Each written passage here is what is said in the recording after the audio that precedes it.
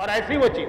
اچھا دیکھیے آج کل تعصب اتنا زیادہ بڑھ گیا کہ اب وہ اس انداز کی علمی بحث نہیں ہوتی. اب تو مارم ماری ہوتی, اب تو بدتمیزیاں ہوتی, اب تو گالم گلوچ ہوتی, اور اسی کو کہا جاتا ہے کہ اپنے دین کو ہم پھیلا رہے ہیں. اس وقت جو غیر شیعہ متعصب حضرات بھی تھے وہ کئی باتوں کو قبول کرتے تھے. مولا کی ولایت, الیوم اکملت لکم دینکم کی آیت کسی اور حوالے سے میرا موضوع ہے, لیکن بہرحال مولا کا تذکرہ تو بار بار اس آیت کے حوالے سے آئے گا.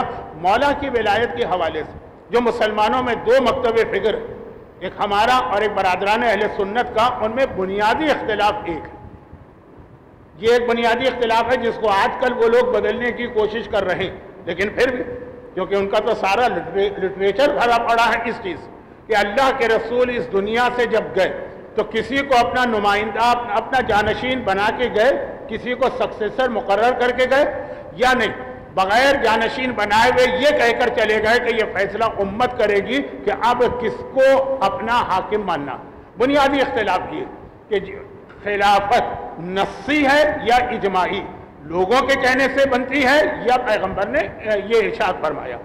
میں تفصیلات میں نہیں جا رہا ہوں کیونکہ وقت کم ہے, باتیں بہت ہیں, شہزادی کونین کا ذکر شروع کرنا ہے. یہ بنیادی اختلاف علامہ فخر الدین الرازی یا جلال الدین سیوطی جو بھی ہو, دونوں بڑی اہم شخصیتیں ہیں, ٹاپ آف دا لسٹ آتی ہیں غیروں کے پاس. وہ کہتے ہیں کہ بس آخری عمر میں ایک بار میرے دماغ میں یہ خیال آیا کہ جو اسلام, اب یہ میں اکملتوں کو سمجھا رہا ہوں اس اینگل سے, جو اسلام اتنا مکمل دین اور اتنی ہدایتیں اور انسٹرکشنز ہمیں دیتا کہ ہماری زندگی کے چھوٹے سے چھوٹے مسئلے اور بڑے سے بڑے مسئلے, اسلام کے پاس مسئلے کا کوئی نہ کوئی حل و سلوشن موجود اور کوئی نہ کوئی ہدایت موجود. یہاں تک کہ بڑے بڑے مسئلے چھوڑیے, چھوٹے چھوٹے مسئلے, آپ کے پیر جب آپ چل رہے ہوں تو ان کی ترتیب کیا ہونا چاہیے, اس تک کے بارے میں اسلام نے بتایا کہ اگر مسجد میں جاؤ گے تو پہلا پیر کون سا آگے بڑھانا ہے, بعد میں کون سا پیر, اور جب بیت الخلاء یا ٹوائلٹ یا واش روم جاؤ گے تو کون سا پیر پہلے بڑھانا ہے, کون سا پیر بعد میں بڑھانا ہے, اور خالی جاتے وقت نہیں, اور جب تم باہر آ رہے ہوگے. اب یہ چھوٹی چھوٹی باتیں تو ہمارے یہاں بھی لوگ بھولے ہوئے, لیکن ہیں تو نا ہدایتیں, ہیں تو انسٹرکشن.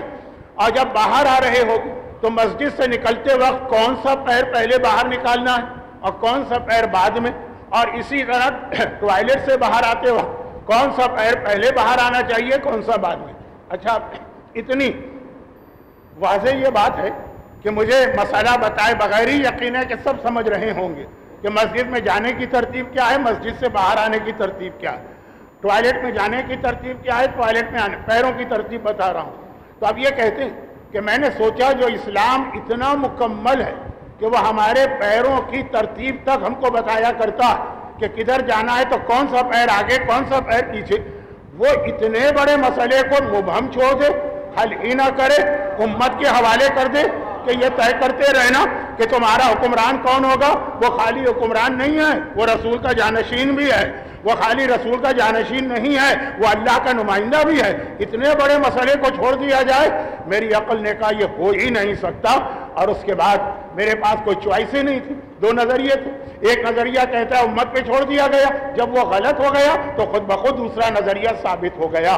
تو اب یہ واقعہ جو ہے, یہ واقعہ یہ اسی میرے جملے کی تشریح ہے کہ اسلام مکمل ہے, آپ کو اس کے ساتھ کسی اور کو ملانے کی ضرورت نہیں ہے, سب کچھ آپ کو یہاں پہ ملے گا.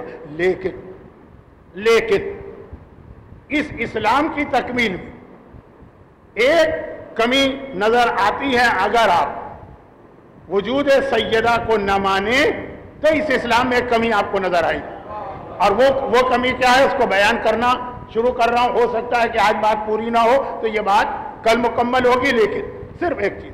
اچھا یہ چیز بھی بہت مشہور ہے, ہمارے بہت سے علماء اس کو اپنے انداز سے بیان کرتے ہیں. میں وقت کو بچانے کے لیے 4 دن میں مجھے بہت اہم منزل تک آپ کو لے جانا. پہلے تو میرا ایک جملہ سن لیجیے, تھوڑی اس کی تشریح آج ہوگی, تھوڑی اس کی تشریح کل ہوگی. اور وہ جملہ یہ کہ دیکھیے پیغمبر رسول تو خیر سب سے اوپر ہے, ٹاپ, سب سے اوپر رسول ہے. رسول کے نیچے جو معصوم نمائندے ہیں وہ 13 ہیں. 13 میں 12 ایک طرف ہے مرد, ایک اکیلی ایک طرف ہے خاتون, 12 ایک طرف ہے ایک طرف. اور یہ یاد رکھیے گا کہ 12 مل کر, اب یہ توہین کا جملہ نہیں بننا پائے کیونکہ آج کل تو بہت زیادہ توہین آمیز باتیں ہونے لگی ہیں, بلکہ بعض چیزیں توہین آمیز نہیں, لیکن اس کو اس انداز سے میڈیا پہ اچھال دیا جاتا ہے کہ وہ بھی توہین لگنے لگتی. تو میں توہین کی نیت سے نہیں کہہ رہا, 12 مل کر جو دین کے لیے اور دین کو بچانے کے لیے, دیکھیں مسئلہ ولایت جو غدیر خم میں طے ہوا وہ دین پھیلانے کا نہیں, وہ دین کو بچانے کا. تو دین بچانا پھر دین پھیلے گا, دین پہنچانے کا نہیں. اصل جملہ یہ, وہ دین پہنچانے کا نہیں, دین اللہ کے رسول پہنچا گئے. اب دین کو پہلے بچانا اور پھر اسے پھیلانا, یہ ذمہ داری آتی ہے امامت کی. اس میں 12 مل کر جو جہاد کر رہے ہیں وہ سارا جہاد, اصل میرا جملہ تو تھا اس سے بھی زیادہ کا جہاد, وہ شہزادی کونین کا. شہزادی کونین کی سیرت کو ذہن میں رکھیے گا.